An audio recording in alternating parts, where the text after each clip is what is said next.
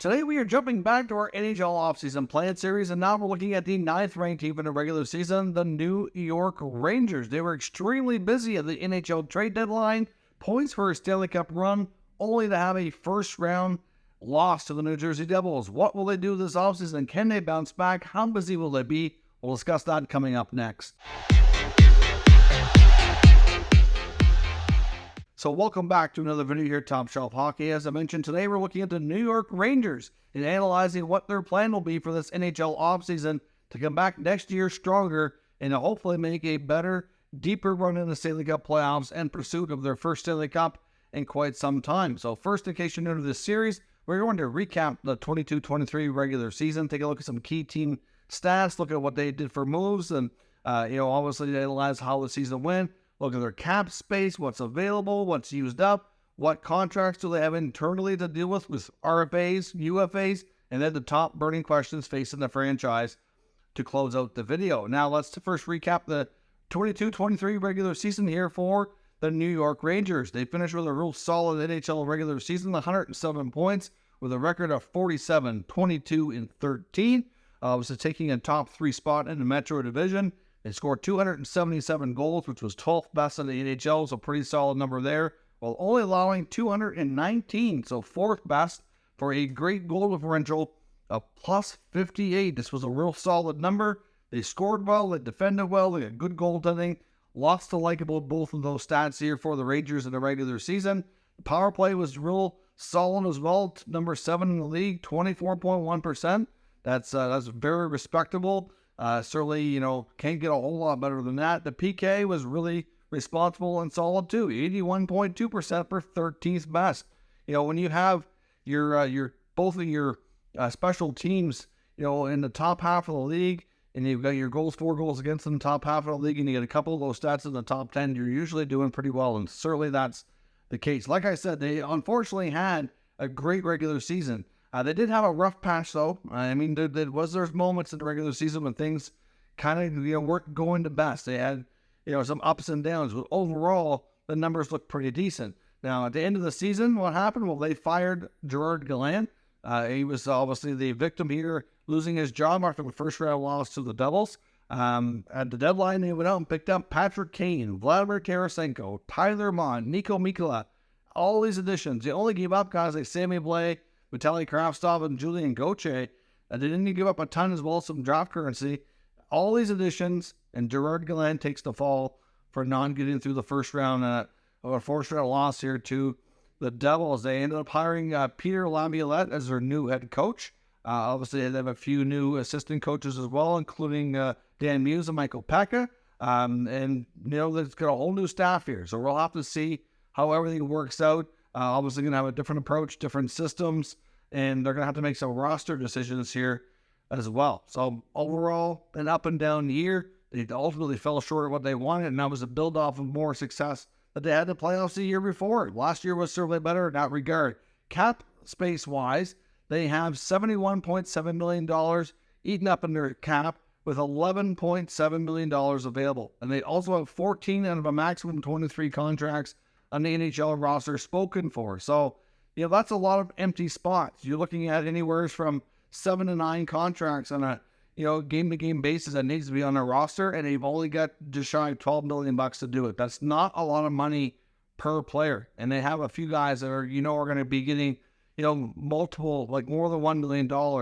So that makes it really, really tough. Now, let's take a look at their internal business and what they have to do and what we're going to see here. On the RFA side, they have former first overall pick Alexis Lafreniere, who just completed his rookie contract. Obviously, his numbers are not quite where you would want and hope to be after being a first overall pick. But at the same time, he's never really been more than a third-line player. So it's hard to get more production when you're not getting more opportunity. But we'll see what his next contract works out to. Defenseman K-Andre Miller and Libor Hayek, also in the RFA category. I would suspect they would probably prefer to go long-term on Miller. He's a player they want to keep around long term, and he's going to need a pretty good raise. They probably get the most of the RFA group, but again, this is going to be tricky with a limited amount of cap space. On the UFA side, they have most of their additions up from the deadline, including Patrick Kane, Vladimir Tarasenko, Nico Mikkola, Tyler Mott, goaltender Eero Halak, as well as forward Ryan Carpenter, who was kind of used as a spare part for the most part this year. Most of those UFA players will not be back. There has been reports that the Rangers and the camp for Eero Halak have had discussions about him returning as the backup goalie again and getting a new contract, but we are not there as of yet. Now, before I recorded this video, since the offseason started, they did re-sign defenseman Zach Jones as well, and they gave him a one-way deal, so it sounds like they expect him to be on the main roster, which could impact things here as well. So obviously that's going to impact their availability as well as what else they have to spread around here. But like I said, the key guys are Miller and Lafreniere for sure. Hayek are probably the third most important, and then they need a goalie, whether it's Halak or somebody else. And there's also interest to keep Tyler Mott. I would think the other three, though, Kane, Tarasenko, and Mikkola, and Carpenter for the most part are probably all likely gone, or could they maybe come back? Let's talk about that next year. And the top burning questions facing the franchise in this offseason. Well, the big one for me is goaltending. They need to determine if Eero Halak is coming back or not. To me, they need to figure out a way for Igor Shesterkin to remain a top goalie, but you don't want to overwork him. You need a goalie that can work with him, that you can rely upon to play a good number of games so that he's well rested when he plays and is good and healthy for the playoffs. And I know it sounds like they're kind of interested in Halak that way, so we'll see. But goaltending is a big question. They have their starter. He's one of the best in the world, which they're very fortunate to have. At this point, they just need to determine who is going to work with them. Obviously, how's the new coaching staff going to make changes here? That's a big question as well. Are they going to be able to get better results? One thing that Gerard Gallant I found struggle with and wasn't the greatest at was making adjustments on the fly. There wasn't a lot of X's and O's to his game, and when you get into the playoffs, especially in another team making adjustments against your strategy, he just seemed like he didn't know what to do sometimes. It just didn't adjust well. So, I don't know. Obviously, Laviolette's been around a long time. He does seem to have a short shelf life with a lot of teams, like Gallant does, but he does have a record of getting teams deep in the playoffs when he first seems to arrive. So if that trend continues, that's good news for the New York Rangers. Obviously, he tends to have a lot of success early and can kind of change things up with the franchise. So we'll see what the coaching staff can do here. But certainly one thing that he's going to be making them do is they have to work hard or they're not going to play. It's just that simple. Laviolette can be a demanding coach and will certainly be a different style than they're used to under Gerard Gallant for sure. Of course, Patrick Kane, another big question, will he return? He had the hip surgery that was rumored for some time that he needed to have. It is a hip resurfacing surgery, which is a pretty big deal. That's what Nick Backstrom had, and he hasn't been quite the same player. Now, they seem content, based on the reports that were announced after the surgery, that he hopes to continue to be healthy and play a long time yet. And I hope for Patrick Kane's sake that can be the case, because he's a special player. It makes the game better being there. But ultimately, the Rangers could maybe try to see if he'll willing to sign a short-term, cheaper contract. They can always throw it on LTIR while he's out, because he's not going to play likely at least the first few months of the season. He's probably looking at, I would say, more likely like Christmas time or January, more likely before he gets into the lineup. But I think there's a possibility they'll try to figure out keeping Kane, but I don't know. It's not going to be easy. That is for sure. And could they swing a big trade? I mean, I know we talked about Alexis Lafreniere needing a new deal, but could he be involved in a major trade? There's been a lot of talk and speculation that maybe he would benefit from a change of scenery. I mean, I think the Rangers need to be very cautious here.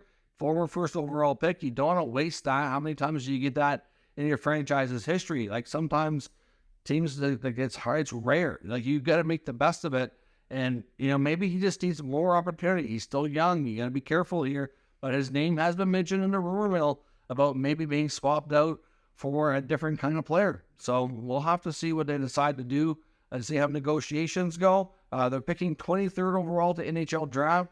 Will they make a selection, or could they maybe trade that pick for something else? I mean, we'll see what they do. Barclay Goodrow is another question. Will they move him for an attempt to create some more cap space? That's been rumored. So we'll see about that. Some players that are eligible for contract extensions include other young guys like Braden Schneider, Capo Caco, as well as defenseman Ryan Lindgren. I would think that they're all pieces that the Rangers intend to keep around, and we are, able to project the cap a little bit better now than we have been for the past few years.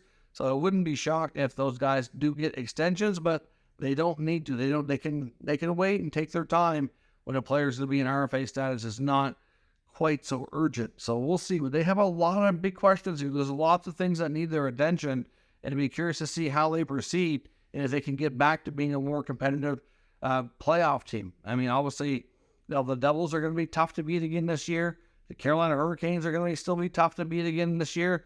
The team like Pittsburgh made some changes with Kyle Dubas, and what's he going to do?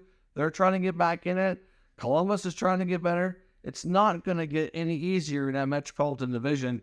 And a lot of these questions, when we have the answers, we'll see just how good the Rangers can be for the upcoming 23-24 season. Let me know what you expect from the Rangers this offseason. What moves should they make? Let me know in the comments. We'll discuss further. If you're new to the channel, make sure you subscribe and stick around.